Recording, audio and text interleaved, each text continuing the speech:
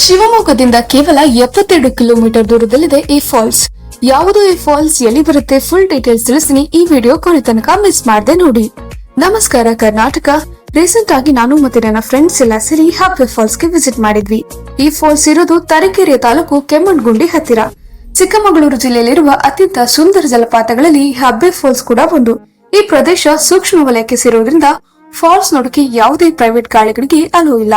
ಈ ಫಾಲ್ಸ್ ನೋಡೋದಕ್ಕೆ ಜೀಪ್ ನಲ್ಲೇ ಹೋಗ್ಬೇಕು. ಹಾಗಾಗಿ ಒಬ್ಬರಿಗೆ 590 ಚಾರ್ಜ್ ಮಾಡ್ತಾರೆ. ಚೆಕ್ ಪಾಯಿಂಟ್ ನಿಂದ ಅಂಕುಡೊಂಕು ಕಿರಿದಾದ ಮಣ್ಣಿನ ರಸ್ತೆಯಲ್ಲಿ ಅಲ್ಲಲ್ಲಿ ಸಿಗುವ ಕಾಫಿ ತೋಟ ಹಾಗೂ ಶೋಲಾ ಕಾಡಿನ ಮಧ್ಯೆ ಸುಮಾರು 1.5 ಗಂಟೆಗಳ ಕಾಲ ಜೀಪ್ ಸವಾರಿ ಮಾಡಬೇಕು. ದಟ್ಟ ಕಾಡಿನಲ್ಲಿ ಮಧ್ಯೆ ಮಧ್ಯೆ ಅಲ್ಲಲ್ಲಿ ಸಿಗುವ ಸಣ್ಣ ಚರಿಗಳು, ಸಣ್ಣ ಸಣ್ಣ ಸೇತುವೆಗಳನ್ನ ಹತ್ತಿ ಇಳಿದು ಸುಮಾರು 1 ಕಿಲೋಮೀಟರ್ ಟ್ರೆಕ್ಕಿಂಗ್ ಕೂಡ ಮಾಡಬೇಕು. ಫಾಲ್ಸ್ ನೋಡಲು ನಮಗೆ ಕೇವಲ 1 ಗಂಟೆ ಮಾತ್ರ ಕಾಲಾವಕಾಶ.